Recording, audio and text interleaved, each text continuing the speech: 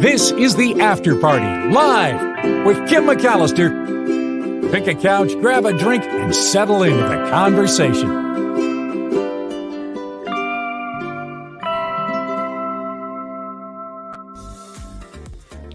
Hello, everybody. Welcome to the After Party Live. It is a weird day. We had a medical issue on the Mark Thompson show, which delayed our start. And then, this show starts when that one ends.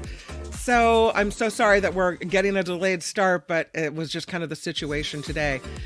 Really, really appreciate you being here. If you could right off the bat click that like button as people trickle over from the Mark Thompson show, I would so appreciate it. Again, please click the like button. And if you haven't subscribed, boy, I'm pushing 1,900. I know it's not like the 30,000 on the Mark Thompson show, but I'm so excited to be edging ever closer to 1,900 subscribers and then maybe 2,000. So it's, the little show that could. We're just going to keep on going until we get this thing off the ground and see if we can't grow it a little bit.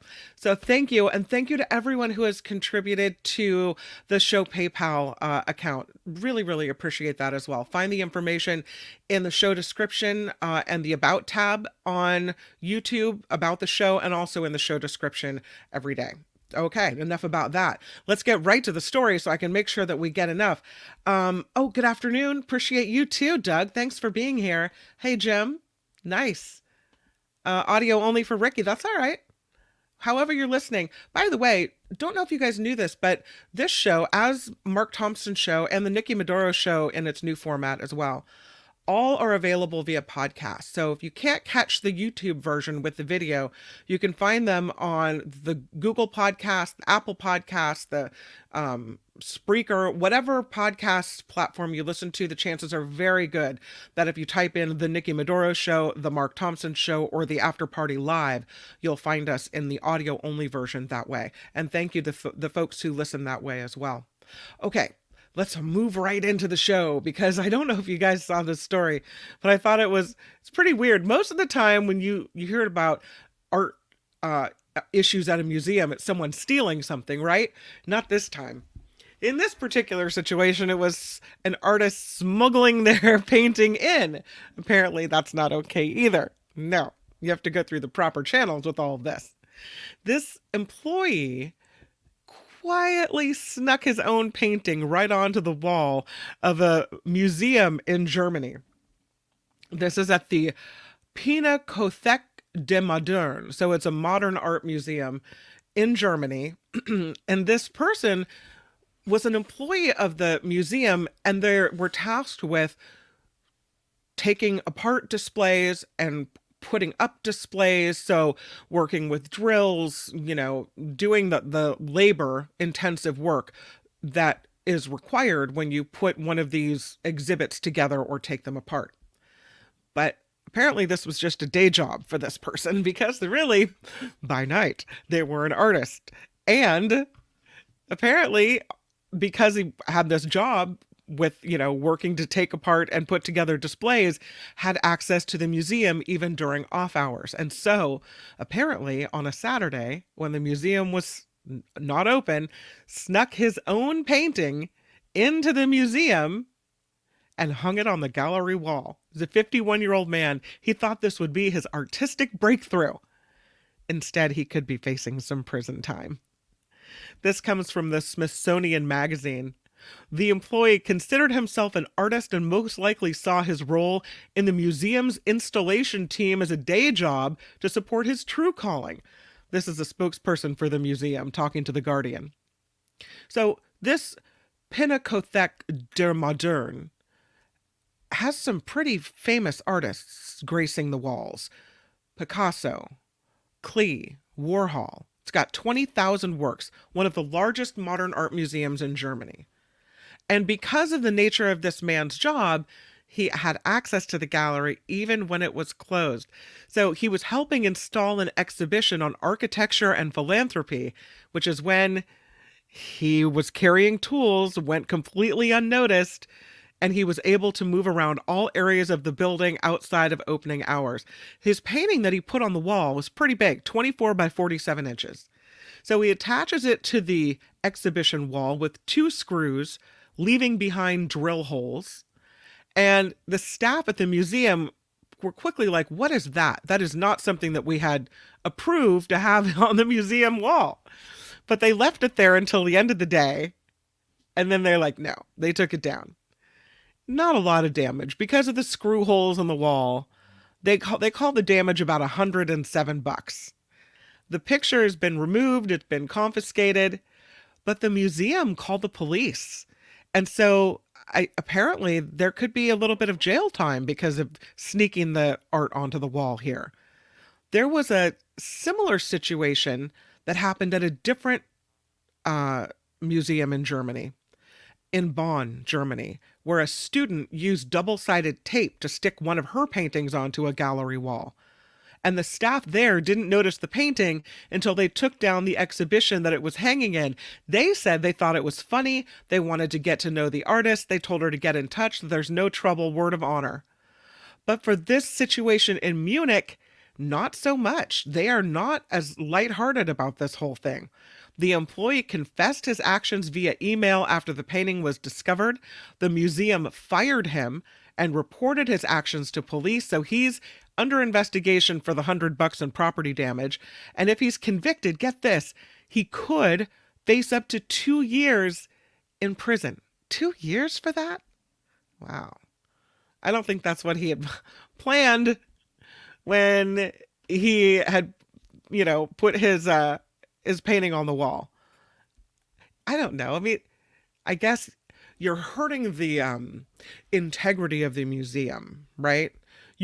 One could argue that,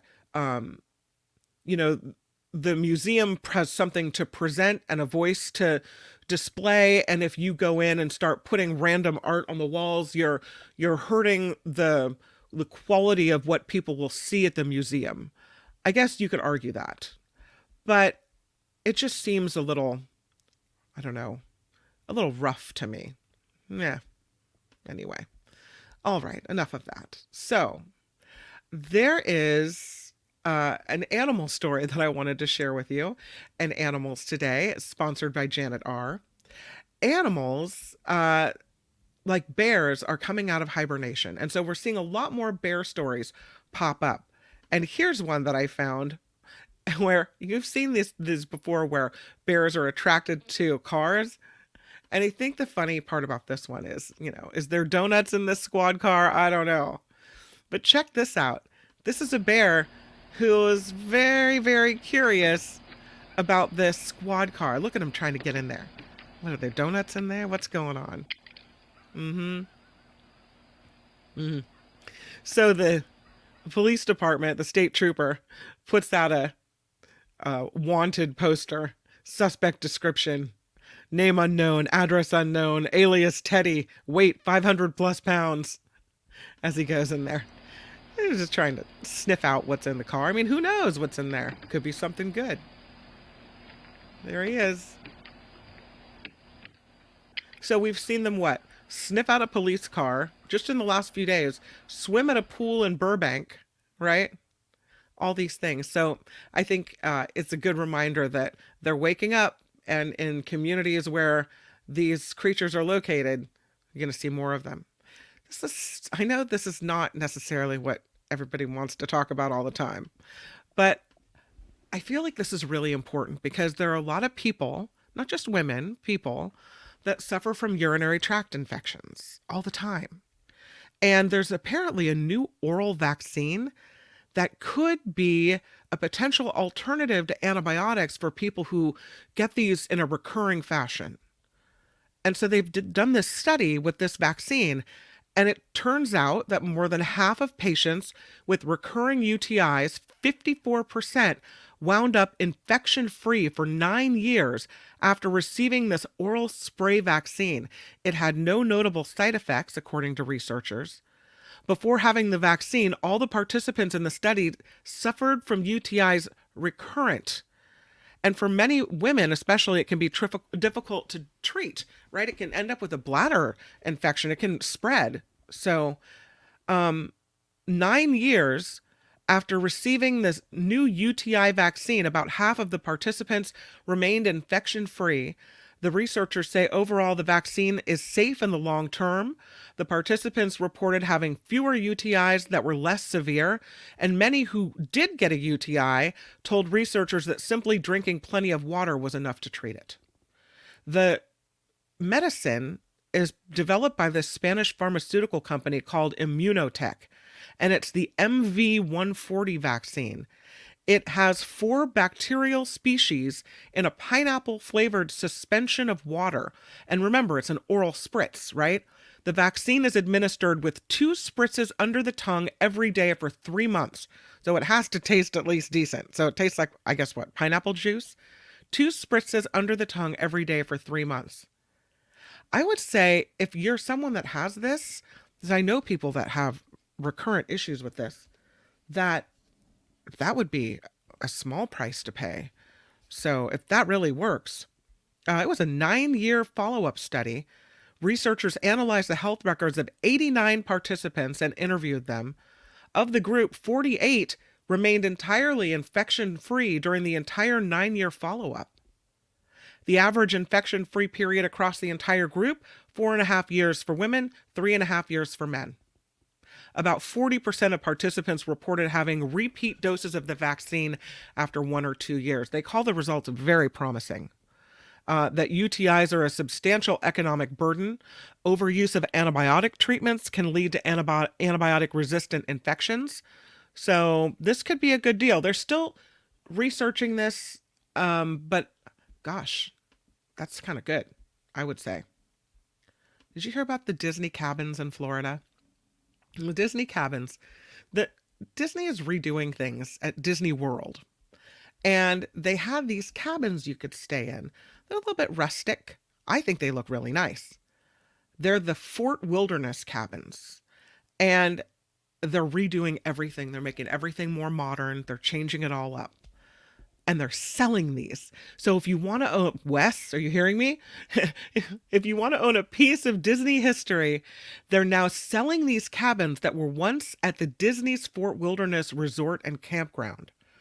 Dream Life Mobile Homes has these cabins listed on the website and Facebook Marketplace. They're about 500 square feet. They're fully furnished. They have 1 bedroom and 1 bathroom, sleep up to 6 people in there. The units were built between 1998 and 2001, so not so long, right?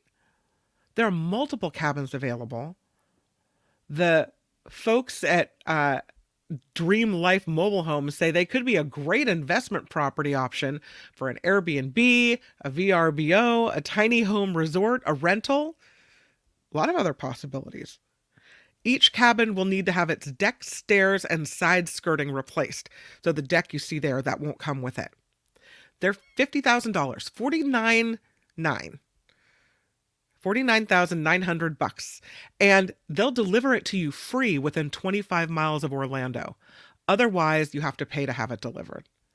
But what a cool thing to have a piece of, I don't know, Disneyland, Disney World. You know, if someone comes to stay at your house, if you have enough land in your backyard or whatever to put a little ADU in, a little cabin in. Oh, what a cute cabin. Oh, thank you. It used to be at Disney World. What? Anyway, I thought that was kind of cool. Last year, Walt Disney World announced it planned to refresh the cabin hideaways at Disney's Fort Wilderness Resort and Campground. They're replacing the existing cabins at the resort with 350 new cabins. So I'm sure they'll be nice, but these really don't look that bad at all, and they're not that old. So if you were maybe someone who lived near the Orlando area, could get this delivered for free, maybe you were looking to put an ADU on your property anyway, great deal. That's really cool. There's I love a good historical find. Another one. A Pompeii find. Look at that. You see that the drawings on the sides of the walls? Here's a close-up of the drawings. Or the art, the paintings there. Pretty cool. This is stunning frescoes of mythological characters that were uncovered in this area of Pompeii. And again, here's what it looked like, right? The area that they've uncovered. You can see the walls here. And again, the close up. Pretty special. That's beautiful. Ancient Romans apparently enjoying more than just food during their feasts. Archaeologists working at the world famous site in Pompeii discovering a banqueting hall with black painted walls covered with frescoes of mythological characters associated with the Trojan War.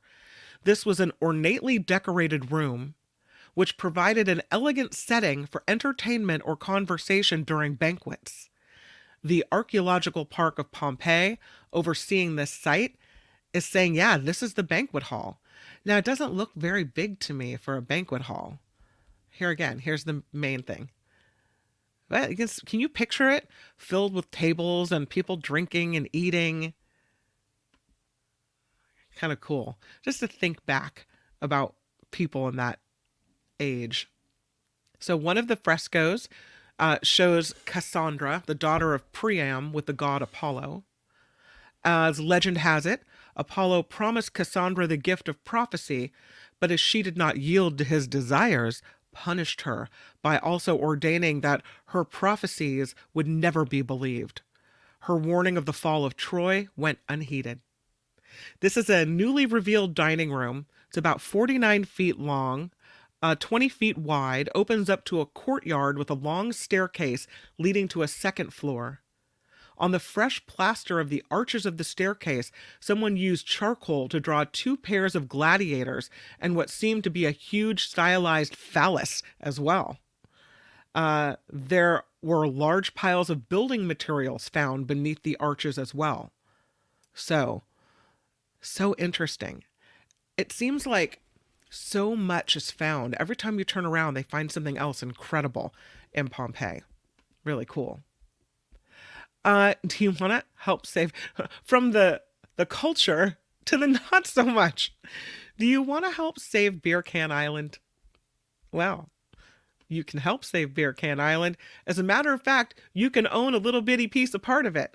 There's a project to save Florida's Beer Can Island offering partial ownership of it for $1,000. I've never been to Beer Can Island.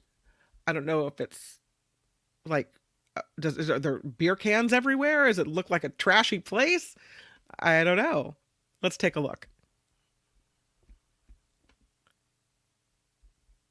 Look at Beer Can Island. Pretty nice. I don't see any beer cans, do you? No. This project to save Florida's Beer Can Island offers a partial ownership, they say, for just about $1,000. So I don't know. Let's see if I can't make it bigger. There it is. Look at that. That's beautiful. I'm going to start it over so you can check it out. Ooh, look. So pretty. Pretty nice. Pretty small. I could see wanting to save Beer Can Island. I guess it's a nice little party place. Tiny little island, right?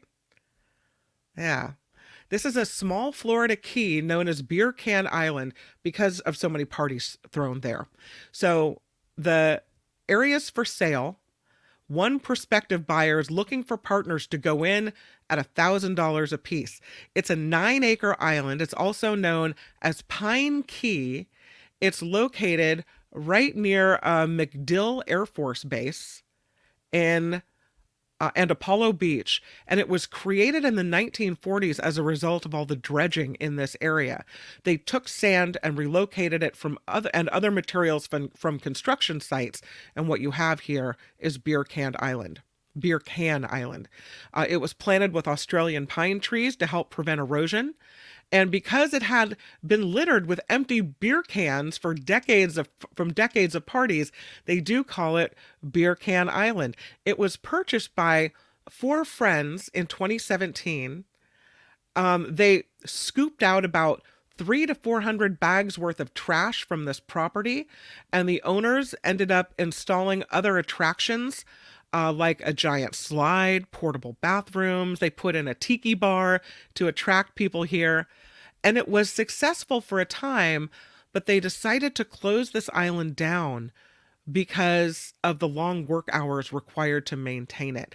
They also had to deal with the cost of repairing damage done by Hurricane Idalia. The quote is, If I had an extra 10 million to dump into it, I would beautify the place even more. But I don't have the resources for it. And so I live an hour and a half away. Getting over there is a chore. It's even worse coming home at the end of the night. I'll head out there at 6 a.m., usually don't get out of there till 9 o'clock. So it was originally listed for more than $14 million, this beer can island. But one prospective buyer announced Save Beer Can Islands project that would allow other members of the public to buy a stake in the island for just $1,000 each. The money pledged by participants is being kept in an escrow account and will be returned if the group fails to buy the island. He said any money left over after buying it would be spent on taxes and legal fees, the cost of a website, and other maintenance costs for the island. He said, I don't think too many people are going to go out and buy a whole island. So he said there's an opportunity for all of us to own an island together, which could be a pretty neat opportunity. So everyone that pays $1,000 for this project will have the opportunity to vote on issues, including whether the island will be open to the public, what should be installed at the site, all of these things. What a novel concept or thought, way to save an island that is important to you. Kind of cool. And again, who's going to own an island? Maybe owning $1,000 worth of it is a fun thing to do if you have an extra grand sitting around. This lady was making cookies when the diamond fell out of her ring. Uh-oh, it's happened before. But this lady is a baker. She owns this bakery, and she's asking her customers, eat your cookies really carefully, because she'd really like the $4,000 diamond back from her ring. She lost it in the dough. Her name is Dawn. She's the owner of Sis Sweets Cookies and Cafe in Leavenworth, Kansas. And the diamond fell out of that ring that has been on her finger for 36 years. Happened at some point while she was making these cookies. She said, we went back to the kitchen and looked around. She's afraid that the diamond ended up in the cookie dough. And she said, if you happen to find it, I would be forever in your debt if you would return it. Can you imagine biting into a diamond? I mean, she'll be lucky if she doesn't have to pay someone's dental bills. Man, that's a big thing. Let's take a look at the video on this one. Here, I have it for you. Here it is. Chewing softly. KMBC9's Alan Shope explains. I look down at my hand and the center diamond is gone. Workers at Sis Sweets in Leavenworth put on and take off more than 119,000 rubber gloves every year, but never had this happen. Banging the bowls and the pans. A wedding ring from nearly 4 decades ago, chosen by her husband, now missing the main headpiece diamond. We kind of went back to the kitchen and looked around. But the huge diamond was gone. I was crying, and all he could say is, you still have me. So that made it all better. Sis says somewhere between rolling dough and making cookies on Friday, the center diamond dropped into the dough. It's 36 years on this hand. She says they've narrowed the search to either chocolate chip, sugar, or peanut butter cookies, and they put out a plea to their customers. Use caution before biting into one. Mainly because I didn't want anybody to break a tooth. Sis says she hopes to find the diamond, but she acknowledges if she doesn't, she'll just have to replace it because she says the ring is far too valuable to her to take off her finger. I cried. I cried a lot. But 4 days later, no luck. So while Sis Sweets continues to pump out the pastries, they're still holding out hope the missing diamond will show up. And she says, who knows? There might be a ton of free cookies for anyone that finds But them. I would definitely make it worth your while bringing it back. In Leavenworth, Alan Shope, KMBC 9 News. Can you imagine? Man. Let's talk about nature and the cities that do best in a new Nature Quest study. Look at that, Alamo Square in San Francisco. It looks like spending time in nature, of course, has increased health benefits. It lowers your anxiety levels. You can think more clearly. It apparently even lowers your risk for heart disease. Maybe that's because you're out in the world exercising and moving around. But for people who live in cities, in dense urban areas, access to nature and greenery, other than your neighborhood park, can be a little difficult. So this analysis was done by the Washington Post, showing which cities in the United States have the best access to nature. And the results for California weren't so good. This is called Nature Score, and it's a new tool from an Oregon-based research institution called Nature Quant. And they looked at about 30 environmental factors, like the amount of quality in tree canopy, noise and light pollution, area parkland. And they assigned cities a score from 1 to 100. 1 is the worst, and 100 is the best when it comes to access to nature for your health. The score used to figure out how to improve nature access in some places and how nature affects health in humans. So San Francisco, which has, a lot of parks, right? It was, what they say, every person in San Francisco lives within a 10-minute walk to a park. And it's true, there are parks in every neighborhood. They had about an average score. They got a nature score in the city of 52.3. Better than Chicago, better than Los Angeles, but worse than Boston and Washington, D.C. So for every square mile in San Francisco, there's 11,466 people. And maybe there's not enough access to greenery or nature in this area. One of the worst scores in the country, though, shows up in Southern California, Los Angeles doing really, really badly when it comes to this nature list. Yeah. They say it has a nature score of 23.5. Yikes. Some of the problems here, La Sombrita, this is part of the city that they didn't even have shade at bus stops. Carson, a small city north of Long Beach in Los Angeles County, has this sprawling industrial complex. It had one of the lowest nature scores at 2.9. So the Los Angeles area as a whole does not do well on the nature score. The more densely populated the city is, the less likely it is to have a high nature score. So the small city of Suffolk, Virginia, which has just 147 people per square mile, had the highest nature score in the country. More access to nature for people than anywhere else. Union City, New Jersey, the densest in the city on the list, 30,000 people per square mile, had one of the worst. The Post also used the tool to compare nature scores with 2020 socioeconomic data from the U.S. Census Bureau. Areas that are poorer, less educated, and less white, they said, had on average less exposure to nature than those which were richer, more educated, and had a higher percentage of white people. Oh, so nature's just for white people, is that it? Got it. Just another one of these studies that show, why we're not focusing on making sure that everyone has access to the same types of things. You see it with, why we put, we as a society, put these refineries in areas that are socioeconomically disadvantaged. So here's a story. Lighten it up a little bit. Sorry, I know it's a party. This is a story about the Beard and Mustache Championship.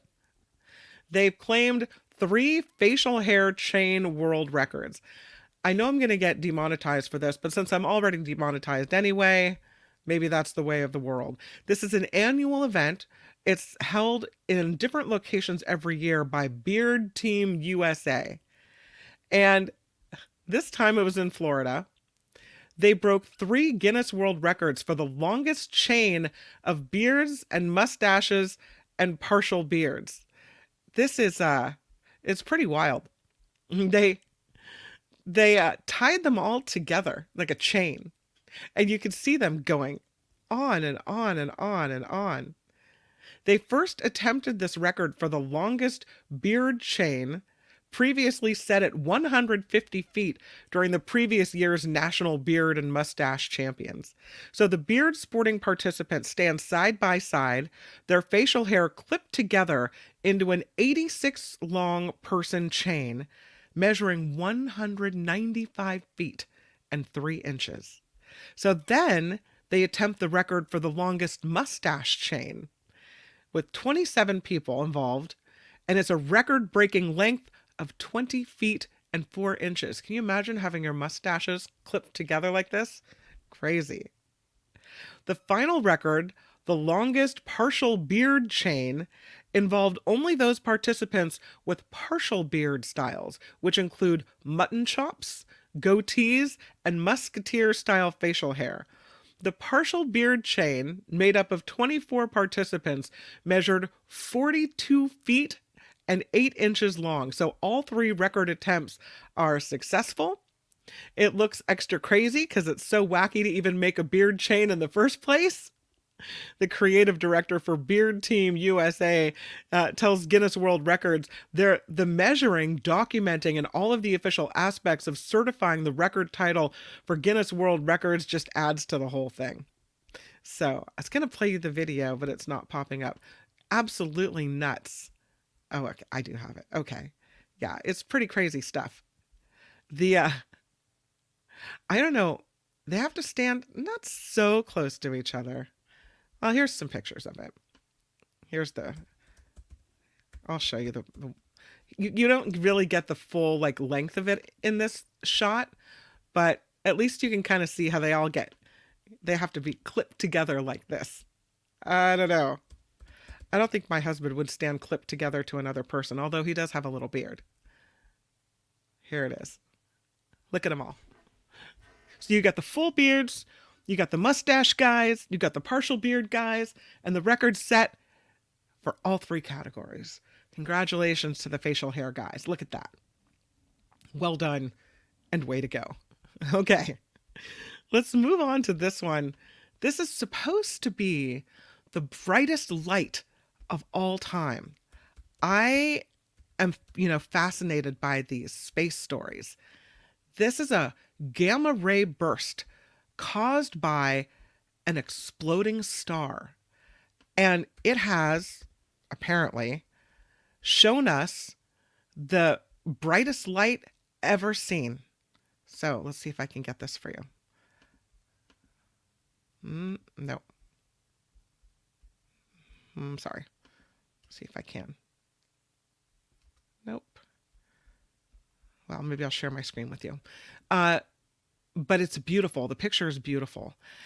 The scientists at Northwestern University are confirming the cause of the brightest gamma ray burst ever observed and pictured 1 to 2 months afterward was the destruction of a star known as a supernova, and it was 2.4 billion light years away.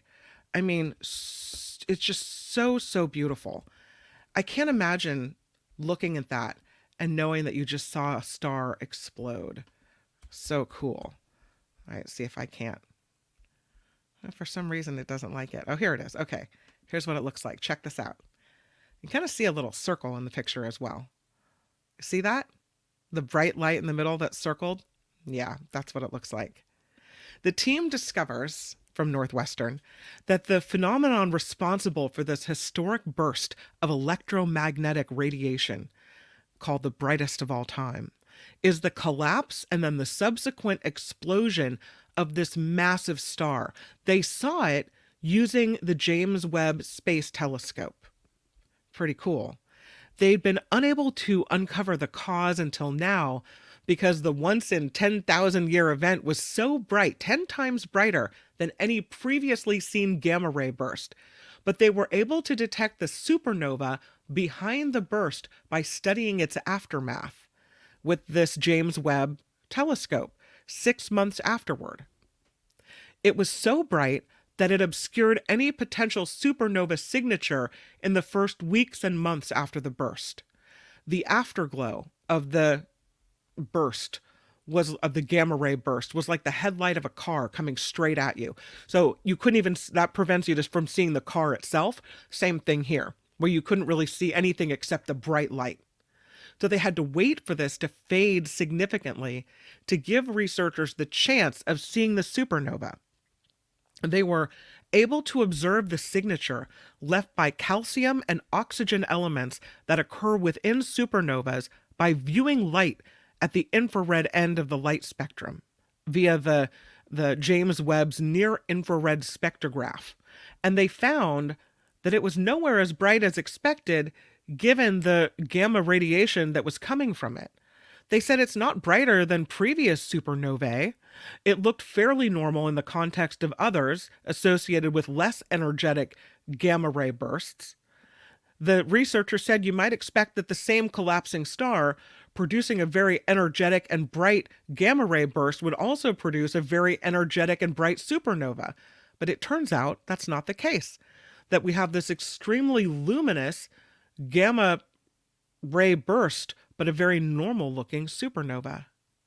So, interesting. Beautiful though, isn't it? Love to look at that. I guess it was just a regular old supernova after all. What a bummer. He would have thought it would have been something extra special. I have another space story for you.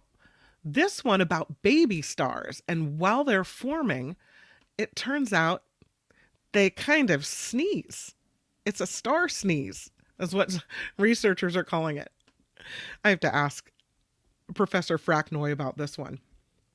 But baby stars, I guess, have to emit some materials, and when they do it, they call it a star sneeze. Kind of cute. Here it is. Here's a diagram of it, I should say, is what it looks like. Yeah, a little star sneeze, just a little sneeze. The researchers say, just like bodies can sometimes forcefully expel dust in our noses in the form of a sneeze, a similar phenomenon may be happening in baby stars. The new observations of the protostellar disk that surrounds a baby star offer a closer look at how the disk releases plumes of gas, electromagnetic energy, and dust. This team from Kyushu University in Japan describes these sneezes as a release of magnetic flux or energy that could be a vital part of the formation of this star. They've published their findings in the April 11th version of the Astrophysical Journal. All stars, they say, develop in stellar nurseries. But the star formation is a very complicated process that they still don't completely understand. The large areas of space that are full of raw material needed to create stars, gas, dust, and energy. Stellar nurseries, they say, with large concentration of dust and gas eventually condense, forming a stellar core or a baby star.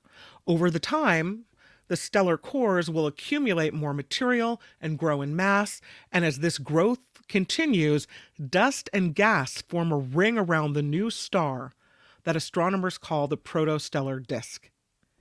The structures are penetrated by magnetic fields, which brings with it magnetic flux. If all the magnetic flux were retained as the star developed, it would generate magnetic fields many order of magnitude stronger than those observed in any known protostar. So scientists are hypothesizing that some of the mechanisms during star development to remove that magnetic flux is that over time, the magnetic field gradually weakens and the cloud is pulled into the stellar core. Little sneezes, little baby star sneeze. Wait, they said they analyzed their data and they found something pretty unique. There were these spike-like structures extending a few astronomical units from the protostellar disk. And as they dug in deeper, they found they were spikes of expelled magnetic flux, dust, and gas. They call it, technically, not a baby star sneeze, interchange instability. When instabilities in the magnetic field react with different amounts of gas in the protostellar disk surrounding the baby star, and the result is the expulsion of magnetic flux. We dubbed it a baby star sneeze, as it reminded us of when we expelled dust and air at high speeds. So there you have it, a little baby star sneeze. Kind of cute.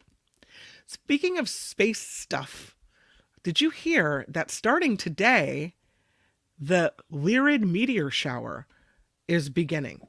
Now, maybe it's not as cool as what everyone experienced with the complete eclipse, right? But it's another opportunity, especially if you have a kid like mine who loves space stuff, to go outside and take a look at these meteors. Now, it's going on all month, but apparently it doesn't really peak until around April 20th, 21st, the Lyrid meteor shower. They say from April 15th, so today, through April 29th, and the spectacle peaks between April 21st and 22nd. So, when you see a meteor shower. It's like a shooting star, bright streaks in the sky. And again, maybe not as exciting as a solar eclipse, but still pretty cool. This happens every year mid to late April. The Lyrid meteor shower produces about 10 to 20 bright, fast meteors per hour at its peak. They have been known to produce heavier showers up to 100 per hour. The Lyrids will run from April 15th through the 29th. Again, the peak taking place the evening of April 21st into the early morning hours of the 22nd. So if you are hoping to catch them, that is the best time to see them. If you are, let's see, they give you tips here. They give us some tips. If you're hoping to catch a glimpse of a shooting star or two during the Lyrids, they say all you need to do is head outside after dark and look up. If you, though, want to improve your visibility, go to an area with less light pollution. So if you live in a city where, stars don't shine as bright, maybe head out to the country where you get a little bit better view. They have certified dark sky spaces now. I think they have one in Marin, maybe out at Point Reyes. I heard they were trying to put one there. A national park or some other wilderness area. They say wear warm clothes, bring a chair that lets you recline comfortably, or a blanket that you can lie down on the ground, and plan to spend about 30 to 60 minutes looking at the night sky. Give your eyes 20 to 30 minutes to adjust to the darkness, and try to use red lights instead of white lights whenever possible. So you should try to avoid looking at your phone screen before and during your meteor watching. And they say you might be tempted to stare in the direction of the Lyra constellation, but experts say let your eyes roam around the sky and keep your eyes peeled for fireballs or occasional bright flashes produced by the Lyrids. That it's actually better to view the Lyrids away from their radiant. They will appear longer and more spectacular from that perspective. If you do look directly at the radiant or the Lyrid, you'll find the meteors will be short. And it's a effect of perspective called foreshortening. So that's it. If you're going to go check them out. The Lyrids are one of the oldest known meteor showers. Astronomers in China spotted them and made the first recorded observations of Lyrid meteors in 687 BCE. So that means we've been looking at these cool things for 2,700 years. Kind of cool. The Lyrids happen when the Earth passes through the debris field of a comet. In this case, it's the comet C-1861 G1 Thatcher. It's named for A.E. Thatcher, an amateur astronomer who first observed it in modern times, I guess, April 5th of 1861. It takes the comet more than 415 years to complete a full orbit.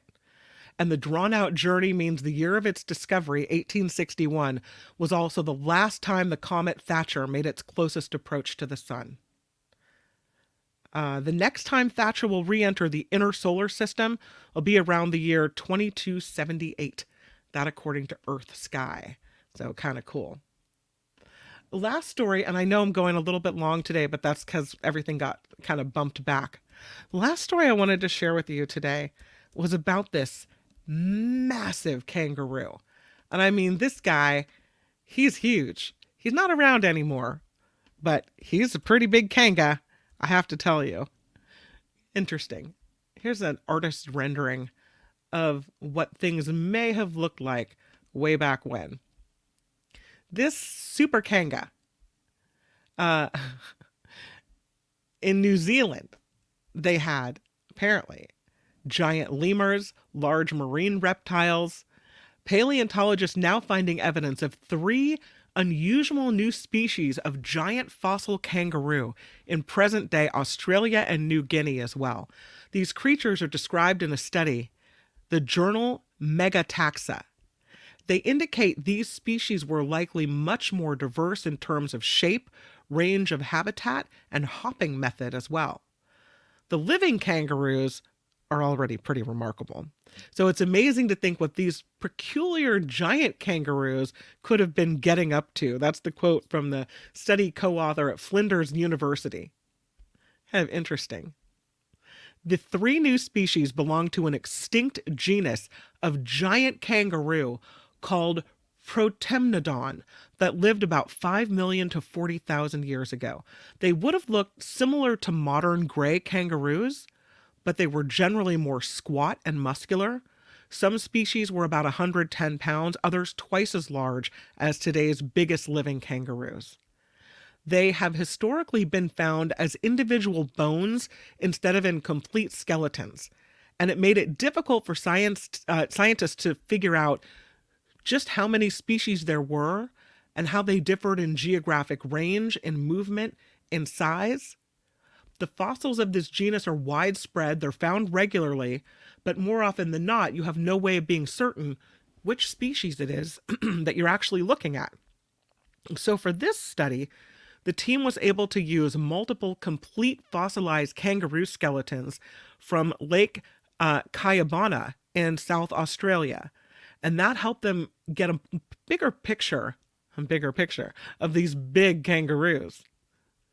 They said they're all different from one another, that they lived and adapted in different environments, and they even had very different methods of hopping.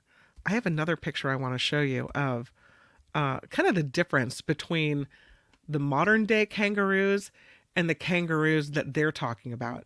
I mean, these things are huge. If you think about how a kangaroo can kick someone, right, and have been known to hurt people, check out the giant kangaroo. So what you have here on the far right is the eastern gray kangaroo. And then you look at the biggest one, the Protemnodon. That's a big, big kangaroo. So again, they were more muscular, stronger, bigger, everything. Hey, interesting. And that's what they found. So again, they've just published a new study on these giant kangaroos. I find it fascinating. Well, that's what I've got for you guys today. And I don't want to keep you too long, but thank you for being here with me on the After Party Live. Hopefully you can click the like button. I would really appreciate it if you can subscribe if you haven't. I'm trying to get to 2,000, so thanks for helping me do that. Every day I post a short video. If you have the wherewithal to share it, that would be amazing. I really appreciate it. And thanks for hanging out. Now I get to have fun and go back and read all the things that you guys were saying the whole time. Apparently Walter has some good dad jokes, so I'm going to be chuckling as I read all the comments from today. So thanks for being here. We'll be back again tomorrow. It's Travel Tuesday. We'll take another trip together, which will be really fun. Again, the Nikki Maduro Show, it's a 10 to 15 minute chunk. That's at 10 o'clock, followed by the 2-hour-long Mark Thompson Show from 11 to 1-ish. And this show starts right after that one. So thank you for your patience on that. And I will see you tomorrow. Until then, I hope you have a really great afternoon. Make it a great day. And I'll see you right back here. Bye, everyone. The After Party Live would like to thank the following contributors and viewers like you.